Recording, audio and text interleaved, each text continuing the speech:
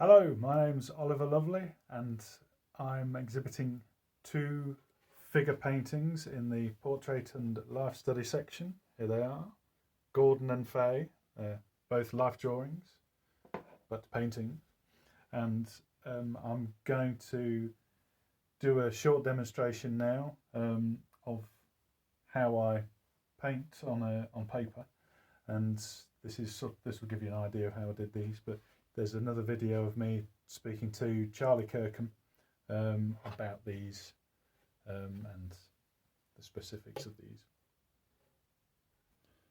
Right, well, this is the setup I use with the mirror and the picture. So I've got something to refer to.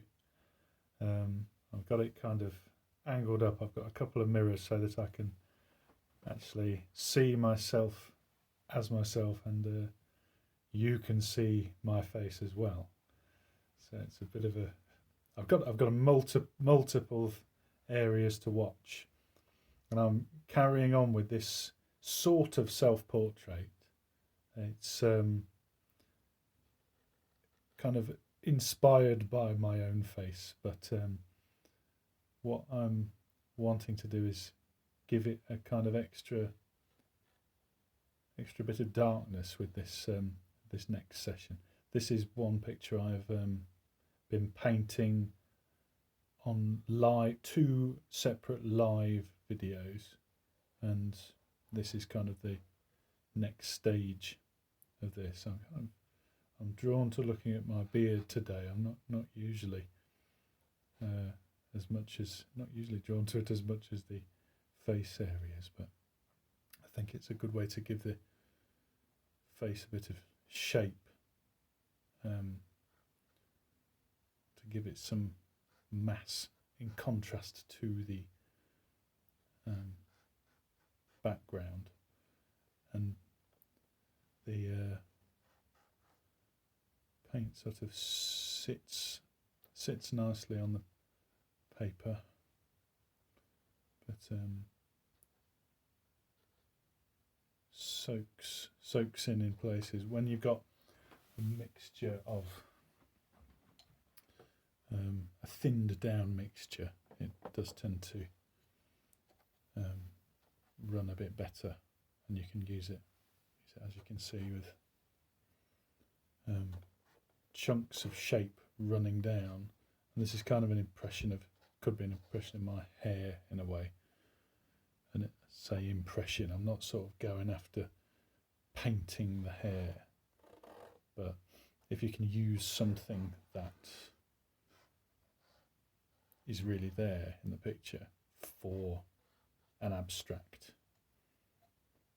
piece of environment or an abstract anything, I think it's going to be more interesting when you've got something to refer to, even if it's going to be abstract.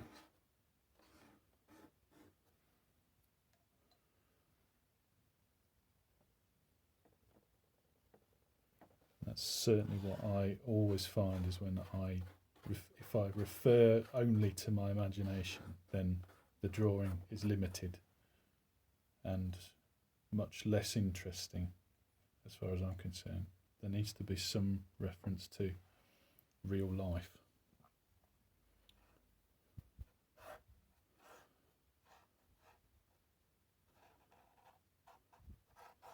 And this paper is very different to working on a board. You get I use the same methods each surface that I use. It's either MDF board, paper or canvas, but each of them gives a different texture combination, different options, and everything. The paint moves differently, soaks in different ways, and sometimes you can rub it off.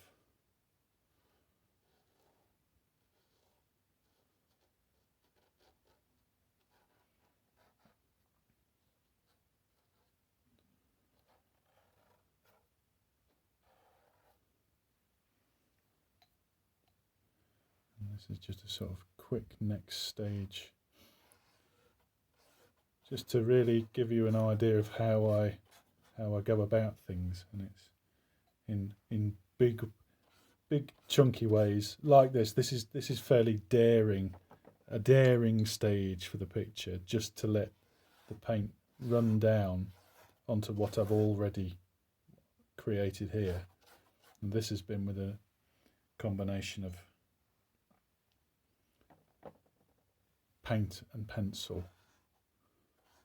I've got in the palette at the moment, it's kind of burnt umber brown and some ultramarine blue. It's kind of going to mix, and the sort of dirty water mix.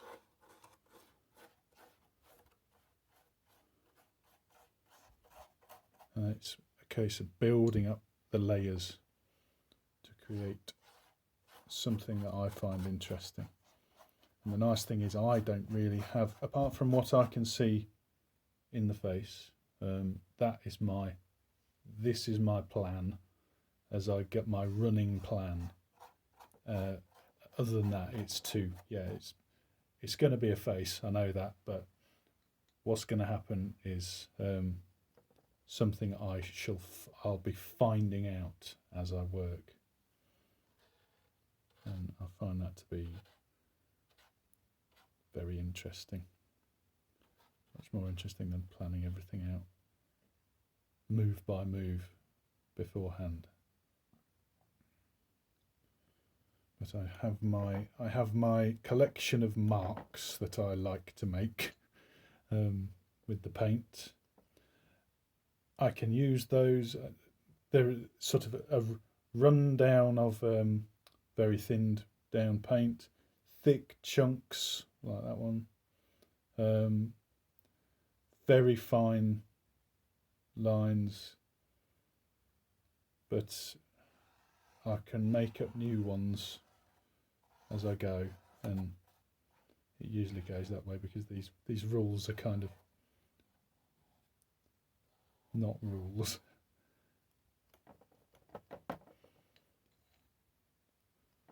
It is nice when you're doing your own face. I'm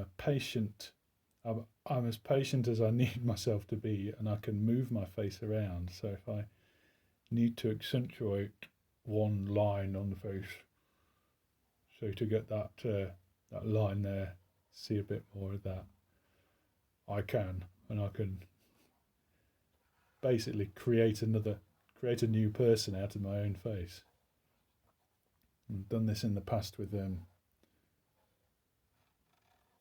faces where I have been painting it live at a show. A particular face was at Art in Action show, and I was standing there with the crowd walking around in the exhibition tent, just painting. And if I needed a nose, I would look up and find a nose in the crowd, use that. And if I needed a left eye, etc. And really, it's a bit like a painting of the whole crowd. And what I'm actually looking at here are the sort of the shadows underpinning the face here, and it's kind of a structure underneath the fine lines, to be able to give a bit more idea of the, so just under the chin there, just the shape of the chin.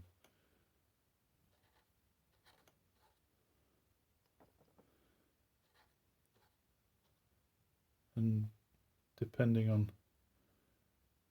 which part of the picture I'm looking at, or in which way, I can vary the way I look at the picture in terms of sort of the size of the shapes.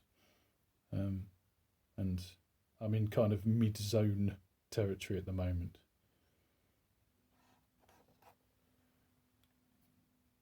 Mid-range size of shape. The biggest shapes being the background.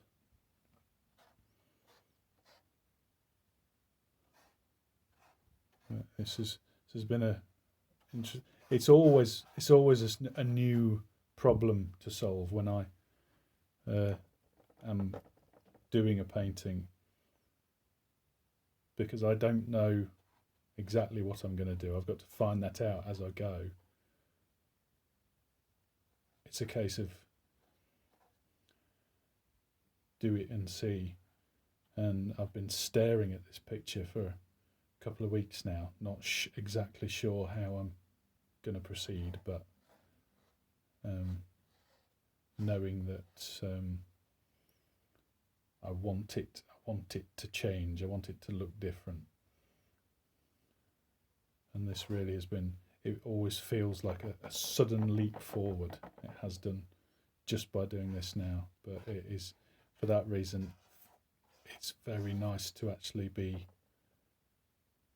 doing a painting that I will call a finished painting. I know that I want it to be finished, not just a demonstration piece.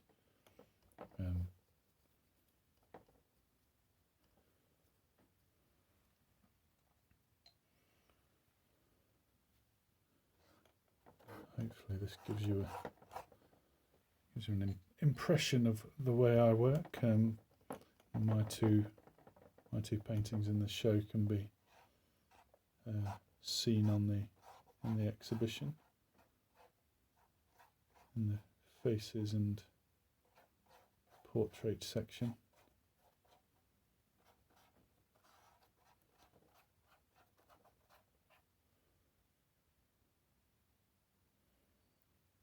And it's really a case of keep on looking at the reference and keep an eye on this, and it can work in quite an unconscious way.